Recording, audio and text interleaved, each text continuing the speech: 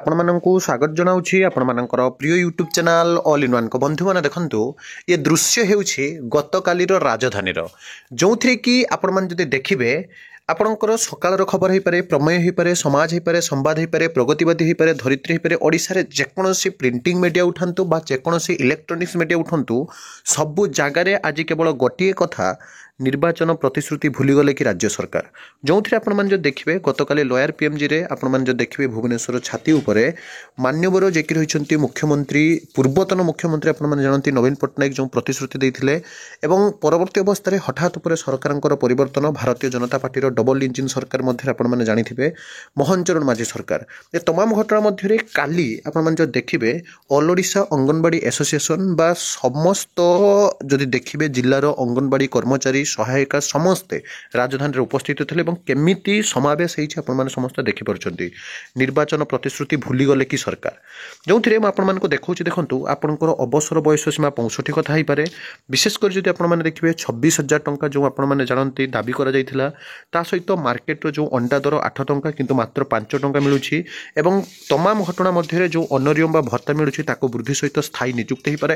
ସବୁ କଥା ମାନ୍ୟବର ଉପମୁଖ୍ୟମନ୍ତ୍ରୀ ଯାହା କହିଛନ୍ତି ଯେ ପ୍ରକୃତରେ ପିଲାମାନଙ୍କୁ ଯେଉଁ ରନ୍ଧା ଖାଦ୍ୟ ମିଳୁନାହିଁ, ତ ଆଲୋଚନାରେ ହିଁ ସମସ୍ୟାର ସମାଧାନ ଅଛି। ଉପମୁଖ୍ୟମନ୍ତ୍ରୀ ଯାହାକି ସ୍ପଷ୍ଟ ଭାବରେ କହିଛନ୍ତି ଆମେ ସବୁ କଥା ଆଲୋଚନା କରିବା। କମ୍ପ୍ଲିଟ୍ ଭିଡ଼ିଓ ଦେଖିବେ। ଇଏ ଦେଖନ୍ତୁ, ହକ୍ ପାଇଁ ରାଜଧାନୀରେ ଗର୍ଜିଲେ ଅଙ୍ଗନବାଡ଼ି କର୍ମୀ, ନିର୍ବାଚନ ପ୍ରତିଶ୍ରୁତି ଭୁଲିଗଲେ ସରକାର। ବିରୋଧୀ ଦଳ ଥିବାବେଳେ ବିଜେପି ନେତାମାନେ ଧାରଣାସ୍ଥଳରେ ଆସି ସମର୍ଥନ ଦେଉଥିଲେ, ସରକାରକୁ ଆସିଲେ ଦାବି ପୂରଣ ହେବ ବୋଲି ପ୍ରତିଶ୍ରୁତି ବି ଦେଉଥିଲେ। ନିର୍ବାଚନ ପୂର୍ବରୁ ମଧ୍ୟ ଅନୁରୂପ ଘୋଷଣା କରିଥିଲେ। ଅର୍ଥାତ୍ ଯେତେବେଳେ ଅପୋଜିସନ୍ ପାର୍ଟିରେ ଥିଲେ, ବିରୋଧୀ ଦଳରେ ଥିଲେ, ସେତେବେଳେ ଅଙ୍ଗନବାଡ଼ି କର୍ମୀ, ଆଶା କର୍ମଚାରୀ, ଗୃହରକ୍ଷୀ, ଗ୍ରାମରକ୍ଷୀ ସମସ୍ତଙ୍କ କଥା ବୁଝିବା କଥା କହିଥିଲେ। କିନ୍ତୁ ନିର୍ବାଚନ ପୂର୍ବରୁ ଯେଉଁ କଥା କହିଥିଲେ, ବିଜେପି ରାଜ୍ୟର ସରକାର ଗଢ଼ିଲେ 6 ମାସ ମଧ୍ୟରେ ଅଙ୍ଗନବାଡ଼ି କର୍ମୀଙ୍କ ଦାବି ପୂରଣ ହେବ ବୋଲି କହିଥିଲେ। ମାନେ ସରକାର ହେବାର 6 ମାସ ଭିତରେ ଦାବି ପୂରଣ ହେବ ବୋଲି ଯାହାକି ରାଜ୍ୟ ସରକାର କହିଥିଲେ। ରାଜ୍ୟରେ ବିଜେପି ସରକାର ଗଢ଼ିଲା, ଇତିମଧ୍ୟରେ ସରକାର ଆୟୁଷ 6 ମାସ ପୁଡ଼ିଗଲାଣି। ଅର୍ଥାତ୍ ତାଙ୍କର ଆୟୁଷ 6 ମାସ ପୁଡ଼ିଗଲାଣି, ମାନେ ସରକାର 6 ମାସ ହେଲେ ଶାସନ କରିସାରିଲେଣି। କିନ୍ତୁ କଥା ଦେଇ ବିଜେପି ସରକାର ଭୁଲିଗଲେ ବୋଲି କହିଛନ୍ତି ଅଙ୍ଗନବାଡ଼ି କର୍ମଚାରୀମାନେ। ତେଣୁ ତୁରନ୍ତ ସେମାନଙ୍କର ଦାବି ପୂରଣ ନିମନ୍ତେ ରାଜଧାନୀର ରାଜରାସ୍ତାରେ ବିକ୍ଷୋଭ ପ୍ରଦର୍ଶନ କରିଛନ୍ତି ହଜାର ହଜାର ଅଙ୍ଗନବାଡ଼ି କର୍ମୀ ଆଉ ସହାୟିକା। ଏଇ ଦେଖନ୍ତୁ କେତେ ସଂଖ୍ୟାରେ ଉପସ୍ଥିତ ଥିଲେ। ଯେଉଁ ସବୁ କଥା ଆଲୋଚନା ହୋଇଛି, ଯାହା ବି କୁହାଯାଇଛି, ମୁଁ ଆପଣଙ୍କୁ ସବୁକିଛି ଡିଟେଲ୍ସରେ ଜଣାଇବି। କମ୍ପ୍ଲିଟ୍ ଭିଡ଼ିଓ ଦେଖିବେ। ବିଶେଷ କରି 12 ଦଫା ଦାବି ପୂରଣ ନିମନ୍ତେ ଭାରତୀୟ ମଜଦୁର ସଂଘ ବା ବିଏମ୍ଏସ୍ ଅନୁବନ୍ଧିତ all Odisha Anganwadi ladies workers ଆସୋସିଏସନ୍ର ହଜାର ହଜାର କର୍ମୀ ରାଜଧାନୀର ଗାନ୍ଧୀ ମାର୍ଗରେ ଡେରା ପକାଇଛନ୍ତି। ସରକାରୀ କର୍ମଚାରୀ ମାନ୍ୟତା ପ୍ରଦାନ କରିବା ସହ ଜୀବିକା ମଜୁରୀ ବାବଦକୁ କର୍ମୀକୁ 26,000 ଓ ସହାୟକଙ୍କୁ 13,000 ପାରିଶ୍ରମିକ। ଏଇଠି ଦେଖନ୍ତୁ 26,000 ହେଉଛି ଆପଣଙ୍କର କର୍ମଚାରୀମାନଙ୍କୁ ଏବଂ 13,000 ହେଉଛି ଆପଣଙ୍କର ଯାହାକି ଯେଉଁମାନେ ରହିଛନ୍ତି ହେଲ୍ପର ବା ସହାୟକମାନଙ୍କୁ ଯାହାକି ବର୍ତ୍ତମାନ 13,000 ଟଙ୍କା ଦେବା ପାଇଁ ସେମାନେ ଦାବି ଉପସ୍ଥାପନ କରିଛନ୍ତି। ଏବଂ ବହିଷ୍କୃତ 5 କର୍ମଚାରୀଙ୍କୁ ପୁନଃ ନିଯୁକ୍ତି, ବରିଷ୍ଠତା ଅନୁଯାୟୀ ପାରିଶ୍ରମିକ, ଅବସରକାଳୀନ ସହାୟତା ରାଶି 5 ଲକ୍ଷ ଟଙ୍କାକୁ ବୃଦ୍ଧି, ବାର୍ଷିକ ବୋନସ୍, ଅବସର ବୟସ 65 ବର୍ଷକୁ ବୃଦ୍ଧି କରିବାକୁ ମଧ୍ୟ ସଂଘ ଦାବି କରିଛନ୍ତି। ସଂଘର ସଭାନେତ୍ରୀ ସୁମିତ୍ରା ମହାପାତ୍ରଙ୍କ ନେତୃତ୍ୱରେ ଅନୁଷ୍ଠିତ ପ୍ରତିବାଦ ସଭାରେ ରାଜ୍ୟ ସରକାରର ଯିଏକି ସାଧାରଣ ସମ୍ପାଦକ ପୃଥ୍ୱୀରାଜ ପଣ୍ଡା, ଅଖିଳ ଭାରତୀୟ ସମ୍ପାଦିକା ଅଞ୍ଜଳି ପଟେଲ, ରାଜ୍ୟକାରୀ ସଦସ୍ୟ ଯିଏକି ରହିଛନ୍ତି ଶ୍ରୀନିବାସ ରାୟ ପ୍ରମୁଖ ଅଙ୍ଗନବାଡ଼ି ସହାୟକଙ୍କ ବିଭିନ୍ନ ସମସ୍ୟା ବିଷୟରେ ଯାହାକି ସ୍ପଷ୍ଟ ଭାବରେ କହିଥିଲେ।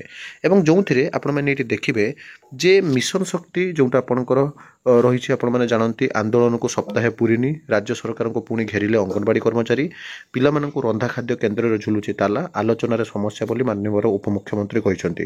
ବିଶେଷ କରି ଶିଶୁ ମହିଳା ବିକାଶ ମିଶନ ଶକ୍ତି ବିଭାଗ ମନ୍ତ୍ରୀ ପ୍ରଭାତୀ ପରିଡ଼ା ଆନ୍ଦୋଳନରତ କର୍ମଚାରୀ ଓ କର୍ମୀ ସହାୟକଙ୍କୁ ଆନ୍ଦୋଳନରୁ ଓହରି ଯିବାକୁ ଅନୁରୋଧ କରିଛନ୍ତି। ଏଇଠି ଦେଖନ୍ତୁ ପୁରା କହିଛନ୍ତି ଯେ ଆପଣମାନେ ଆନ୍ଦୋଳନରୁ ଓହରି ଯାଆନ୍ତୁ, ଆନ୍ଦୋଳନ ନୁହେଁ ଆଲୋଚନା ଦ୍ୱାରା ସମସ୍ୟାର ସମାଧାନ କରିବାକୁ ପଡ଼ିବ ବୋଲି ସେ କହିଛନ୍ତି। Odisha Anganwadi ladies workers association ପକ୍ଷରୁ ଆଜି ଆନ୍ଦୋଳନର ଡାକରା ଦିଆଯାଇଥିଲା।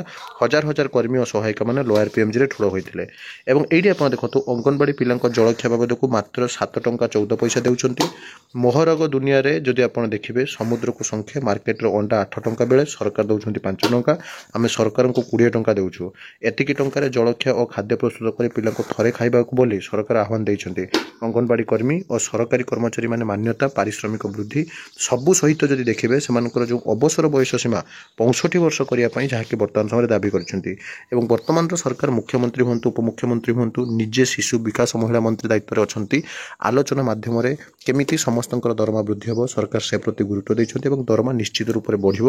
ଅରିଟ୍ ହେବାକୁ ମଧ୍ୟ ମନା କରିଛନ୍ତି। କାରଣ ଯଦି ଦେଖିବେ ରିସେଣ୍ଟଲି ଆପଣଙ୍କର ପ୍ରି ବଜେଟ୍ ଯାଇଥିଲା, ଦରମା ବୃଦ୍ଧି କଥା ମଧ୍ୟ ବିଭିନ୍ନ ସମୟରେ ଆଲୋଚନା ହୋଇଛି ବିରୋଧୀ ଏବଂ ଶାସକ ଦଳ ମଧ୍ୟରେ। ତେଣୁ ବିଶେଷ କରି 65 ବର୍ଷ ଅବସର ବୟସ ସୀମା ହୋଇପାରେ, ଗ୍ରାଚ୍ୟୁଟି ଦରମା ବୃଦ୍ଧି, ବିଶେଷ କରି ବର୍ତ୍ତମାନ ଯେଉଁ ମହଙ୍ଗା ଯୁଗରେ ଅଣ୍ଡା ତେଲ ଲୁଣର ଦରର ଯେଉଁ ବୃଦ୍ଧି ପାଇଁ ସେମାନଙ୍କର ଯେଉଁ ମଧ୍ୟାହ୍ନ ଭୋଜନ ଦିଆଯାଉଛି ପିଲାମାନଙ୍କୁ, ବିଶେଷ କରି ଯେଉଁ ଟିଫିନ୍ ଦିଆଯାଉଛି ତାର ବୃଦ୍ଧି ବିଷୟରେ ମଧ୍ୟ ସରକାର ଚିନ୍ତା କରିବାକୁ ନେଇ ଯୋଜନା ରଖିଛନ୍ତି।